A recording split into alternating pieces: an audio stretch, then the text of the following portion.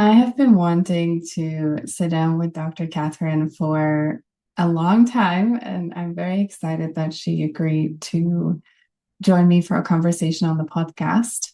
And Dr. Catherine Clinton, she is a naturopathic physician, an author, and the founder and chair of the Quantum Biology Health Institute. And with more than 18 years of clinical and educational experience, she helps wellness seekers and healthcare practitioners understand health through a more systems based quantum biology lens. While in naturopathic medical school, her diagnosis of two autoimmune conditions and Lyme disease really reshaped her understanding of healing and led her beyond conventional models. Dr. Clinton is published in peer-reviewed scientific journals. She teaches internationally. I'm actually going to meet her in September. I'm really excited. And she maintains a small clinical practice in Eugene, Oregon. And her work is really dedicated to expanding how we understand health by honoring the body's intelligence and its relationship specifically with light, water, and its environment. And for this episode, we went pretty deep. We went into her own autoimmune health crisis, which led her to discover quantum biology. We talk about what quantum biology actually is, how we perceive the body from a quantum biology lens. We talk about light. We talk about lack of light exposure. And from there, we move into the bioelectric capacity of the body, which I find extremely fascinating. And also fascia and how fascia for men and women is different, how that is different. And yeah, this conversation just expanded my own understanding of quantum biology and made me even more passionate about it than I already am. I hope you will join it. Let us know what you think and enjoy listening.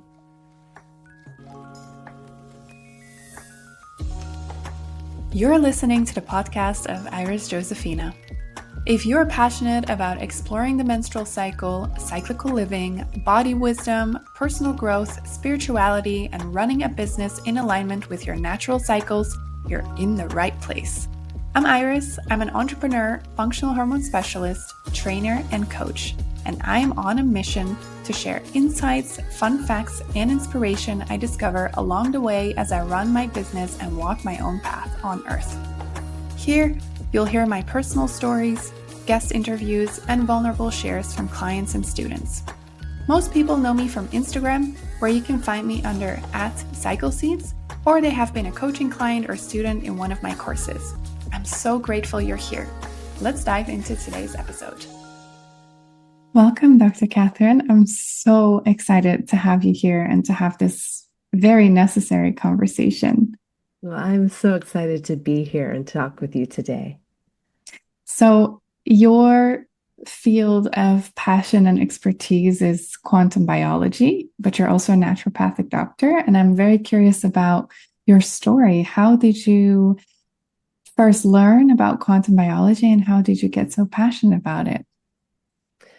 Yes, because they don't often collide, right? No, Quantum no. biology is sort of its own sect, but I got really sick in naturopathic Hmm. school. So I was in my second year of schooling, and it was long clinic hours, long hours in class.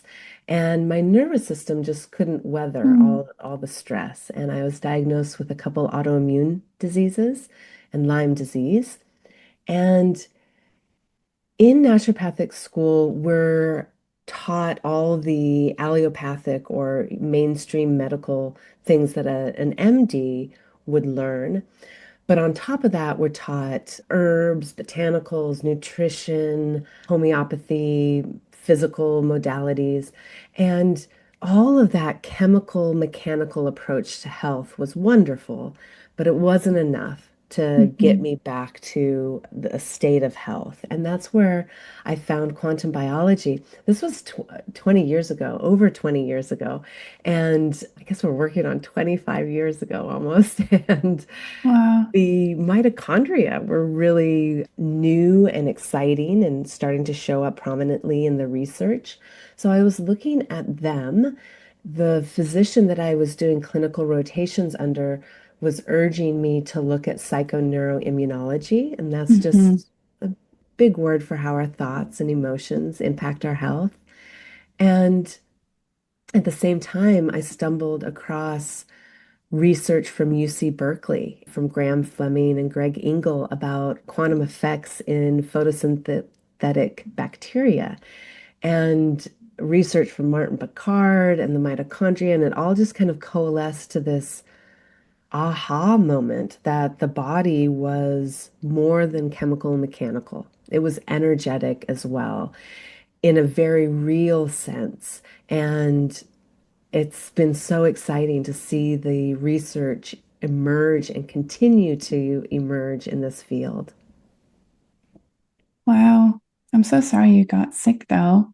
It's always so confusing, especially with what I would call like more modern lifestyle illness. Like there's not like a one-way street to like, oh, this is causing it and this is what we need to do to support us. And I think this is why it's so cool what you're doing, because I feel that when we combine different modalities, we are much more equipped to holistically meet all of these newer stuff that happens in our bodies. So, yeah, really cool. Yeah, absolutely. That's a beautiful way to put it because I think that we've been approaching health through that chemical mechanical Mm-hmm. model, right? A chemical imbalance. So we have a pharmaceutical or a botanical or a supplement, mechanical, we do surgery, which is wonderful. That's great. But our patient sex, the patients that I've been seeing are getting more and more complex. And I think that's because our landscape has really become more and Mm-hmm. more complex, really, we're inundated with all of these things that we can't see in our environment. And it just makes sense to work with all the tools that we have in the toolkit. And quantum biology definitely offers a nice section of modalities that are a lot of times often free, which is wonderful.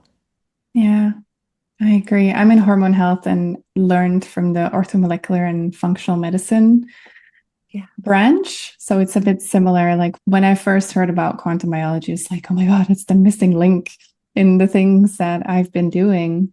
So for the people who are listening and who are not really sure what quantum biology is, could you give us a little introduction into what it is? What are the key principles? Absolutely.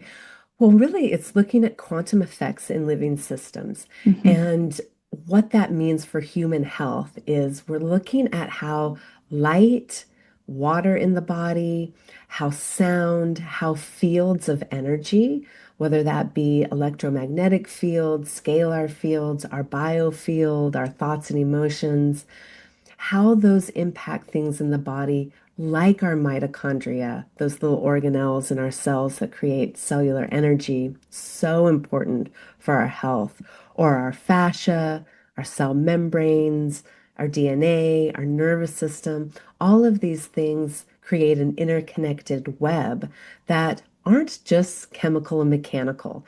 There's this step before chemistry, the body before chemistry. And that's where quantum biology comes in. It's these waves of energy and information, whether we're talking about light or sound or electromagnetic fields, and how they produce measurable biological action in the body, and understanding that and utilizing that for better health and longevity. I love that you said that it comes before the biochemical part, that it's the first thing that we should be looking at, because for many people, it's most often the last thing that they find. And Yeah. then that starts to move the needle. But I love that you say, like, it's actually basically what you're saying is the foundation, what we should be looking at before we look at like the biochemical components. Yeah. Absolutely. And oftentimes those approaches, those biochemical approaches, are so much more effective if that quantum biological foundation is set. And Yeah. it just makes sense. I've had a lot of patients where we get that set and something that they have been doing for years just clicked and started working like they thought it would work for all those years, but it wasn't quite doing what it was supposed to because they didn't have that foundation. Mhm. Beautiful. And how would you say that quantum biology can help restore human health? How does that work? You named a couple of the principles, let's say Mhm. light or water slash hydration.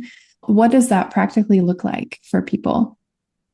Yeah, absolutely. I think that looking at the body as an antenna. It's really Mm, receiving all this information. So the light in our environment, whether we are aligning with the rising and setting of the sun, has a enormous impact on our health, our state of inflammation, our balance in our hormones, our metabolic state. All of those things are triggered and really informed by the light in our environment. And when that light is at least some percentage natural light, then our body works much more efficiently. There's much more balance in the body. And so it can look like regulating our light environment, being conscious of our sound environment and how sound can impact our health, being conscious of electromagnetic fields, whether that's from man-made, non-natural electromagnetic fields, or the electromagnetic field that is created and emanated from the heart, or that surrounds the earth when we come in contact with the earth in earthing or grounding practices. I mean, there's so many ways to approach this, but it's really comes back to this understanding of that it does exist and that it does have real impact on our health. yeah. I love that there is all the science out there right now because, as you know, some of the things that you're saying may sound a bit like woo woo to some people. Like, what do you mean just looking at the sun? Or what do you mean just standing on the earth? And what? But I love that there is so much more research coming out that actually proves shifts in even blood, like grounding when you're grounding on the earth, like the way that your blood looks under the microscope can literally shift and change. So I feel that this field and the authority that it's currently getting in our field of work can really shift how we approach everything that is currently happening to human bodies. And with that, as you know, I mainly work with women and fertility. Could you share a bit more about how you look at how quantum biology principles could support people who have certain hormone problems or fertility problems or issues with their menstrual cycle? Absolutely. I think that just going back to what we were talking about the light environment, I think a lot of people Mm, don't realize how important it is to align with that circadian rhythm of the sun. So, for example, when somebody goes outside and they get that morning light upon waking, and so many of us in our modern lives, we have an alarm clock on our phone, we turn it off, we start scrolling. That first light comes from an artificial source that is rich in blue light. That tells our body that it's noon, that mhm, we are late, we need to catch up, we need to be doing everything that would be doing at solar noon. Whereas if we go outside at, within an hour, half an hour of waking, then the light in our environment is cueing so many different hormonal conversions in the body. And that looks like the sex hormones, estrogen and progesterone, testosterone. Those are actually stimulated by that early morning light and the change in light. So every minute that passes that we're outside, that spectrum of light is constantly changing. And I think it was 2000. I think 17 that three researchers were awarded the Nobel Prize for their work on chronobiology or how oh, light impacts life. Yeah. And they found that it has tremendous impact, that we have all these almost every cell in the body has a circadian clock or gene. And when that light, that natural morning light comes in through the eye, if we're able to see the sunrise, that predominantly red and infrared spectrum is very soothing for our nervous system. And that slow rise in cortisol is really beneficial when you're looking at hormonal secretion and patterns and fertility. That really common practice of looking at the phone does just the opposite. It Hmm. spikes our cortisol right up because the body says, oh, wow, it's noon. You're late. We have to get the cortisol up as fast as we can. Whereas seeing that morning light tells your nervous system, okay, we can gently ramp up that cortisol and we can start secreting, telling the adrenal glands to secrete pregnenolone and have that converted into the sex hormones. And that conversion of estrogen and progesterone and testosterone, that's really important for hormonal balance, for fertility. Getting natural light throughout the day can maintain that circadian signal, and then lowering the lights at night is going to Hmm. really be important as well, because it's not just the morning light that is signaling all that information and hormonal balance in the body. There is signaling that happens in darkness as well. So as the sun sets, if we move to lighting that's more rich in orange and red Hmm. tones, that's lower in light, so not a bright overhead light, we're moving the light down in our horizon. I move to something like I have a salt lamp right behind me Oh, that I yeah. turn on. I have it all over my house, in the living room, in the bathrooms, in bedrooms, so that we get a low, gentle orange light. And that signals to the body that the sun is setting or has set. It doesn't block the release of melatonin from the pineal gland. And that's really important for our hormones. Because Hmm. if we can secrete melatonin, if we can get to bed in between that 10 p.m. to 2 a.m. time window, that's when insulin and leptin start docking in the hypothalamus. And when that happens, it tells the body, is this person rich in energy reserves so that they can get pregnant? Mm. Do we have enough energy to support a pregnancy?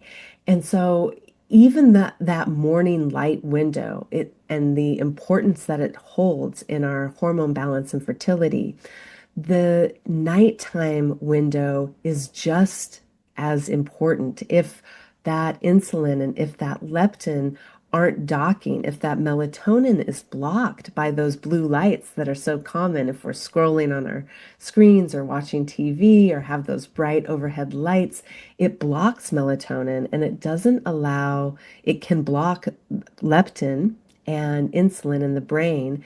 And when those don't dock, when those don't communicate with the brain and let the brain know, oh, yeah, okay, we have enough energy, we can support a pregnancy for sure, the body errs on the side of safety. Like, I didn't get the Mm. message, so I'm going to assume that we don't have the energy because I want to keep the system going.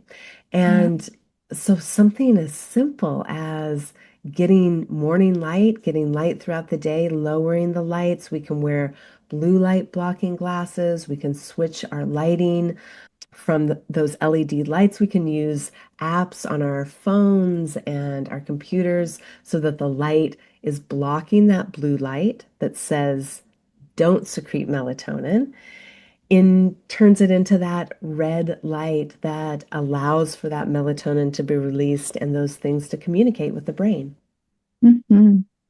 It's funny that you showed the Himalayan salt lamp. I have like literal red light in my house, and people who have never seen that I do that, they come into my house and they're like, "Your house looks like a brothel."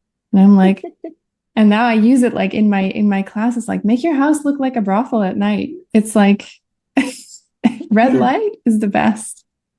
Yeah. Yeah, it's so good. I mean, before recording, we were talking about a trip coming up, and I travel with little clip-on, no blue light, Same.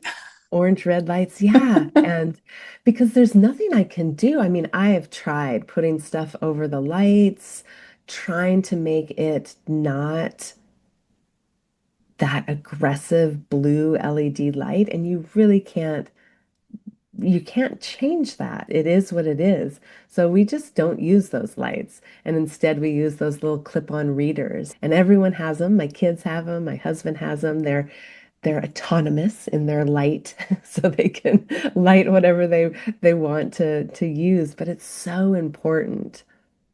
Yeah, it's really crazy to me that we just don't think about it. If you're not growing up with this mindset about how important it is to dim your lights at night, Mhm. um, you just don't know. And then Yeah. maybe you have all these sleeping problems, and something as easy as not using your overhead lights can maybe fix your problem. Yeah, Yeah. absolutely. And I think that usually, when I see patients, they walk away with sort of these quantum biology or circadian prescriptions, and they're like, okay. But once they feel the difference, once you have somebody who hasn't been sleeping for years, able to sleep through the night, they're on board. These Yeah. things are small, but have enormous impact. Yeah. And I feel that that is what makes people move, what makes them do things. Because if you give Yeah. people an enormous stack of supplements, they're going to be really overwhelmed. And I just give them Yeah. like small steps and they're like, really? Like sunrise? I'm like, yes, go watch the sunrise. Yeah. Yeah. And that's the world I was coming from. Naturopathic physicians are like, okay, here's your bag of supplements. Mm-hmm. Um, and so to discover that there was this expanded understanding of the body and our biology and how brilliant the body is. And it's really enmeshed in this universal flow of energy. And modern life has taken us out of that context. And the Yeah. more we can return to that, the healthier we will be, is just a beautiful sense of belonging that a lot of those patients, leave with this list and they're like, oh, okay. But really, it's an invitation to return to these relationships that we've walked away from, the rising and setting of the sun, the Yeah. waters, the ground beneath our feet, all of those things are so powerful when it comes to our health. Yeah. It really is. I've noticed it. I see it in my students and my clients as well. And I really believe that I'm even daring to say like this could be like the healing toolkit for a lot of stuff that is hurting people in our modern society. Yeah, Yeah. I think that there's a way to look at the body where pain, inflammation, symptoms, pathology, and disease states really come back to this loss in bioelectric capacity in the body, Hmm. right? Our cells run on a negative electrical charge, and when we lose that charge, symptoms start to ensue, inflammation and hormonal imbalance, all of those things. And taking steps to maintain that electrical charge or to boost it and to replenish it are such a powerful way to approach health. Hmm. Yeah. So there's also another part that you talk about on your Instagram and also within your book, and that is fascia. And I am so fascinated by fascia. So I wanted to ask you, could you give us a brief intro, like what is fascia? Why is it important? And then go into the difference between male and female fascia, because I'm fascinated by how that apparently can be so different. Yes, absolutely. Well, I love fascia too. And I think that fascia is really having a moment.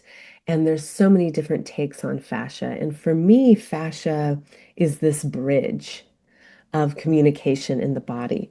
And fascia is this body-wide web or fabric of connective tissue. And the connective tissue is made up mostly of collagen. And if you think about this fascial web. It's like a fabric pulled across our bones, like our bones are a loom, and this fascia is a fabric. And it connects to every single structure in the body, connects inside the cells as well. So it's really creating this interconnected communication network. And it's mostly made up of collagen. Mhm. Collagen is semiconductive, so it can hold an electrical charge and it can transmit it. It's also piezoelectric. Mhm. So it can, when compressed or when exposed to pressure waves, it can create a electrical current. So we have this web of connective tissue in our body that can hold and transmit an electrical charge and generate one. And it's coming from our superficial layers all the way down into our internal organs and our bones. And it transmits energy, yes, but also information. It's Mhm. an intermediary with our nervous system. It's communicating pressure, mechanics, it's communicating tension. It is lined with this hyaluronic acid and water gel that really helps the fascia not only move, right? A lot of people used to think that fascia was just a sort of like packaging material of the body. And we now know that it's a network. And then the next thing that happened was people thought, okay, fascia is really intertwined with the muscles, which it is, yes, but it's more than that. It communicates with our immune system, it communicates with our nervous system, it communicates with our hormones. Our fascia has hormonal receptors within it. And to your question of the difference between male and female fascia, the difference is quite dramatic. Mhm. The estrogen receptors in female fascia are responsive to estrogen, and the estrogen tells the fascia to be more elastic, to Mm. create more elastic, springy fascia. And when we see women transition into perimenopause and menopause and the decrease in estrogen, we see this bidirectional sort of conversation that the fascia has with the hormones. Not only is it listening to the hormones and responding to the hormones and the level of hormones, so if the hormones are decreasing, it can make the fascia stiffer. It can Mhm. lead to things like aches and pains and stiffness, but also the health of the fascia. If the fascia is healthy, it can respond to the hormones more efficiently. So Mhm. if you have declining hormones and unhealthy fascia, it's going to have a bigger impact on your overall health that if you have the natural decline in estrogen that we all go through and the healthy fascia that can listen and respond and be resilient. And when we're looking at male fascia, we see that sort of natural, just lesser amount of estrogen and estrogen receptors, it makes the fascia more rigid, more Mhm. rope-like. And so there's a real difference between female and male fascia, where female fascia is looser, it's more stretchy and bouncy and springy and elastic. And male fascia is more rigid, it's more structured, it's more sturdy as well. Mhm. And so there are real differences when it comes to the genders, the fascia, and how the fascia is responding to hormones. Mhm. Can I ask you something about this? And maybe you don't have the answer like here, but as you were talking, I was wondering where in gestation do we start creating fascia in our bodies in utero? It just dropped in when when you were talking. Maybe you don't have the answer, but I wanted to ask you anyway. Yeah, it's formed out of the mesoderm in Ah, an okay. embryo. So it's connected. Our fascia comes out of that same cell line as our muscles and our bones and our tendons. It's this web. And when we all of them, we see that they all have this piezoelectric capacity to generate charge. And fascia really seems to be this bridge that is really this front line communicator or interconnected bridge between those structures, the muscles, the bones, the tendons, and our nervous system, our immune system, our hormonal system, our metabolic system. Mhm. So it's really this brilliant structure that allows for so much information and interconnection in the body. Mhm. And could it also be the reason that women in their luteal phase, so after estrogen has peaked and we come into this luteal phase, sometimes we hold more, like I think it is more bulk water in that phase, that we may feel more stiff. Like I definitely feel it even when I stretch in my luteal phase when progesterone is more dominant and my estrogen is in ratio to progesterone a lot lower. Is that it? Can we look at it in that way when it comes to fascia? Yeah, absolutely. Mm-hmm. Absolutely. Those day-to-day changes in our hormones absolutely impact our fascia. And it's going to go the other way too, right? The health Mm-hmm. of our fascia is telling us the capacity for it to respond to those hormonal signals as well. So it's really a two-way street. Yeah. Is there something that you would like to add in terms of the menstrual cycle and the whole of quantum biology? Like what should we pay attention to? Or are there any things that you've learned from quantum biology that people with a menstrual cycle definitely should know, apart from you have to attune to your light environment for sure. Yeah, definitely. That's a big one. I think tending to the fascia is also really Mm, important, right? Because when we're talking about the uterus and the ovaries, we're talking about a system that's covered in fascia, that's held in the fascial web of the pelvic floor. And so the health is going to be intertwined with how healthy the fascia is there. And so, what does that mean? How do we tend to our fascia? Well, there's a light component that we talked about. Hydration is really important. And a lot of mhm. people think that hydration is how much water you're drinking. Yeah. But really, it's what the water is doing once you drink it that can signal whether your body is hydrated or not. Water in the body takes on many forms, and you mentioned bulk water, what we would think of in a glass of water. H2O. When water comes in against a surface like fascia, excuse me, it takes on a different organization, takes on a different structure. And that water is so important for the ability for fascia to glide, to move.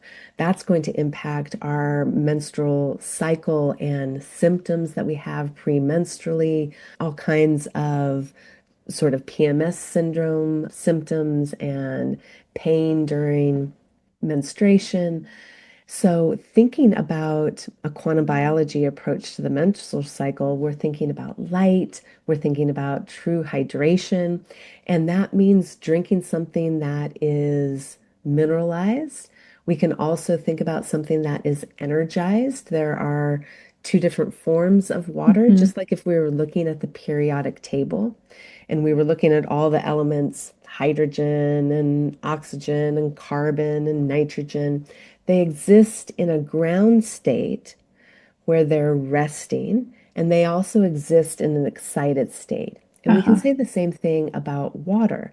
We can add energy to water, and the research is coming out more and more each year, and it's so fascinating. And we definitely need more funding and more research in this area. But what we see from research in petri dishes, what we see in agriculture, in livestock, and in human studies is that excited, energized water has benefits for that living system. Seems to act almost like an antioxidant Hmm. and perhaps working on mitochondrial energy.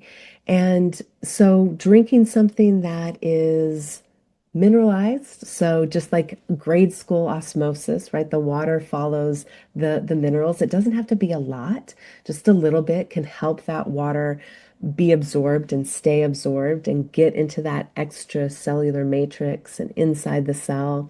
And that energy that we put into the water by putting it in sunlight, by putting plant material in that, whether that's tea leaves or slices of cucumber or a slice of lemon, that can make an energized component to the water, stirring the water with a spoon. There are companies out there that create special wands that you can stir the water with to impart energy into the water. So, drinking the kind of water we're drinking is going to impact hydration. And then, once the water is in us, what do we do? Well, it kind of looks like putting energy into that glass of water. If we go outside, if we move, if we are exposing ourselves to infrared energy, then we can add more of that organized liquid crystal water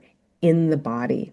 And that's going to have so many downstream effects. So when we're thinking about the menstrual cycle, thinking about light, thinking about hydration, thinking about mitochondrial health as well. Hmm. So, if our mitochondria are working efficiently and creating energy in that cell, then we're going to have more resilience and balance in our hormones and in the day-to-day monthly cycle of our menstrual cycle, including PMS, including the actual days of menstruation that can potentially hold symptoms for some people. Hmm.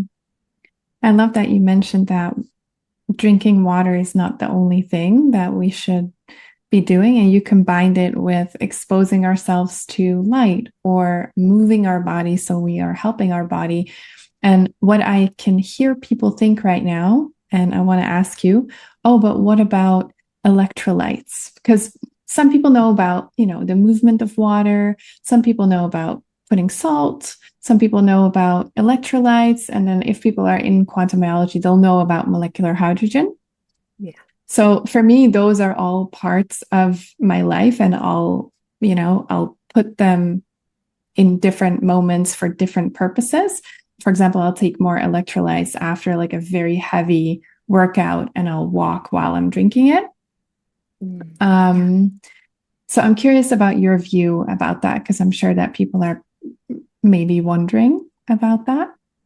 Sure, that's a great question because it's something that we are seeing a lot on the internet and social Mm-hmm. media, people using electrolytes. And here's the bottom line. I think that having some kind of mineral content in the water is going to help with your state of hydration. Now, a lot of those electrolyte packets can be overkill for some people. Mm. Yeah, I So it's agree. not really, yeah, it's not really a one size fits all. The one size that fits all is some mineral content is going to be important, but that can be very little. I worked with a company to make a hydration formulation, and it really is sea salt or seawater minerals, which Mm-hmm. are really low when you look at some of the electrolyte packets out there. And so, companies like Quinton or Oh, yeah. Baja Gold making these seawater um, mineral hydration companions for your drinking, you add them to the water. Really, what we're talking about is just enough to skew the osmolarity and to Yeah. have that flow into the body. Electrolytes can be great. For me personally, I use something like a seawater mineral in my drinking water. Now, I live in the Pacific Northwest. It is wet here. It Hmm. is wonderfully hydrating, but I often visit the Southwest in the desert. That's Uh-huh. when I reach for my electrolytes because I'm losing so much in the sweat that I'm Yeah. sweating.